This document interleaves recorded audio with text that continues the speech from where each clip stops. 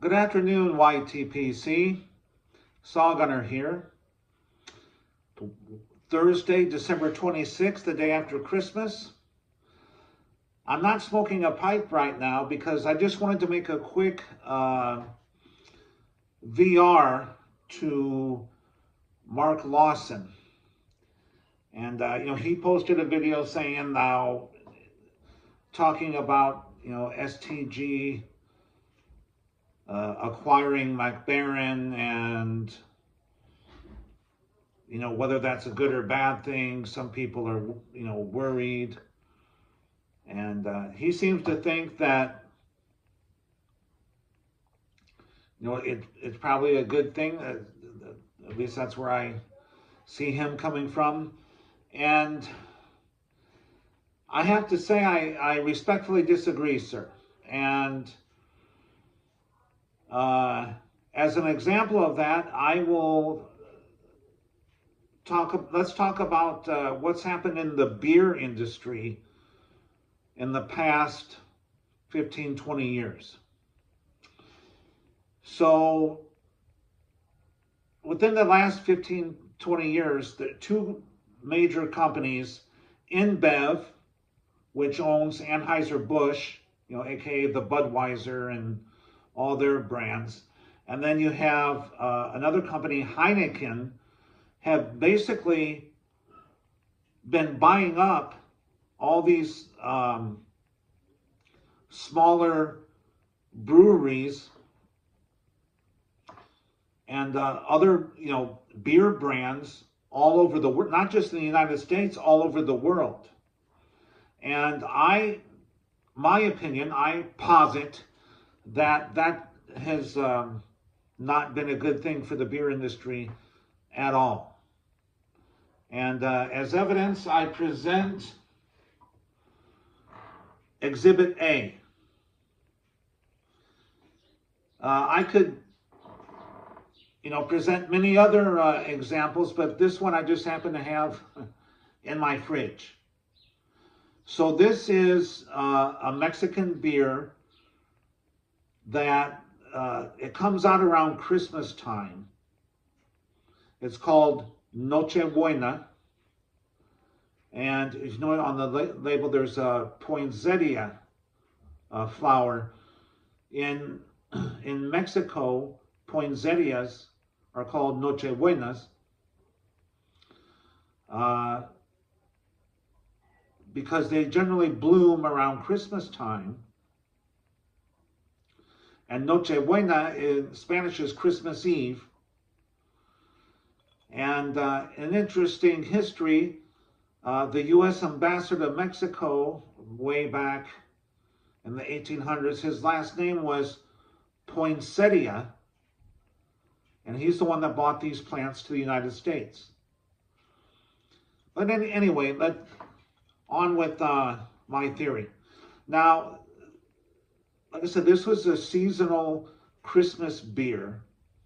It comes out every year, like around the beginning of November, and it goes through till about the New Year or until it runs out. This is a very popular seasonal beer in Mexico.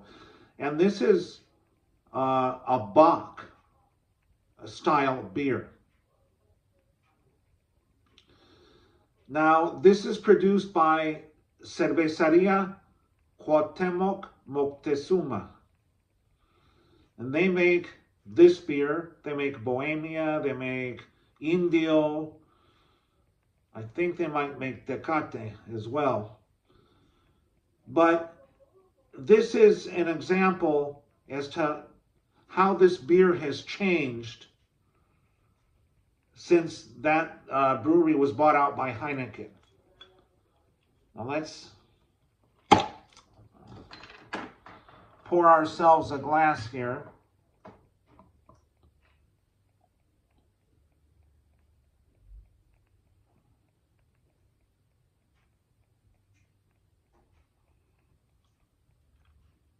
Okay.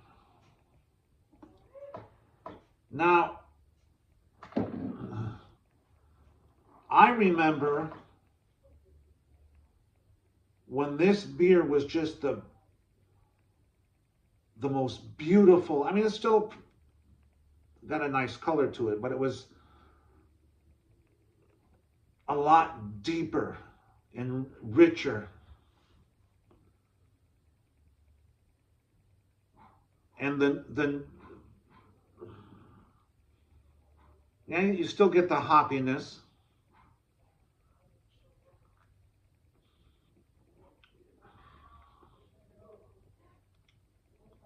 It still tastes kind of like a Bock.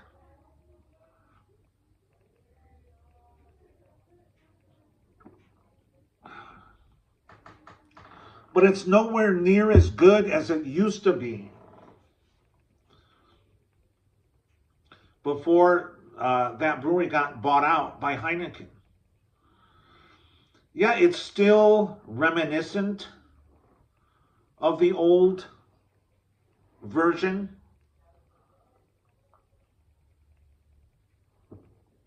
I mean, it's not horrible, but it's not the same, and it's not as good, in my opinion. You know, at Heineken, they bought out breweries all over the world. The same with InBev. And because of that, we as consumers, in my opinion, have fewer choices. I'll give some examples. Some of my favorite go-to beers that I used to buy all the time. Bass Ale, imported from England. That was one of my favorite pale ales. That was a constant staple in my fridge. Beck's from Germany. Newcastle from also from England. And you can still get those beers, but they're not imported anymore. They're made in the United States. Bass Ale and I believe Newcastle, I think they were bought out, I believe, I'm not sure, by InBev, because they're made in St. Louis, Missouri. Who's in St. Louis, we all know. And no. German Beck's. That was my favorite beer that was always in my fridge, except especially in the summertime. That was my go-to, hot day summertime beer. And I remember when I first became aware of it, I hadn't had it in a while because I moved to Mexico, where you can't get it. So I went, was visiting family in San Diego, and we were having a cookout. So I went to the store and I bought some Beck's. So I cracked one open, took a nice long pull. I was like, what the hell is this? This ain't Beck's. So I started looking at the label, brewed in the United States. I'm like, oh.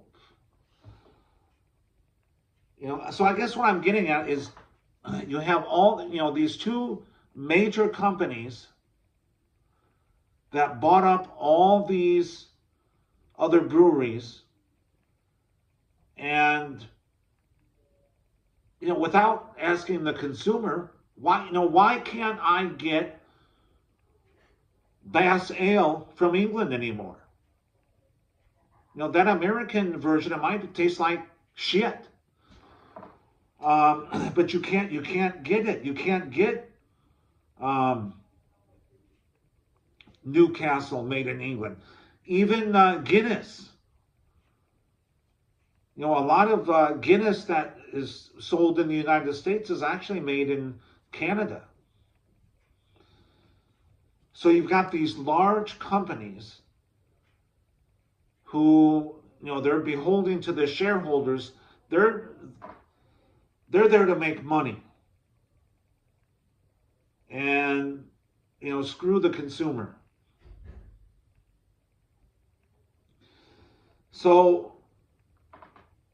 I think, of course, some blends are just going to disappear, but, you know, I think eventually the quality is going to go way down because they'll cut corners. You know, they have to make a profit. And then soon all the people that remembered the old brands will be gone, and the new consumers, the new people coming up won't know the difference. Like, you know, I tell a lot of people about what's happened to my favorite beer brands, and they look at me like, what are you talking about? Yeah, because they don't remember. They weren't drinking beer when it was good. We had choices. And so, well, yeah, I mean, I agree with Mark. He said don't, you know, freak out and get alarmed. But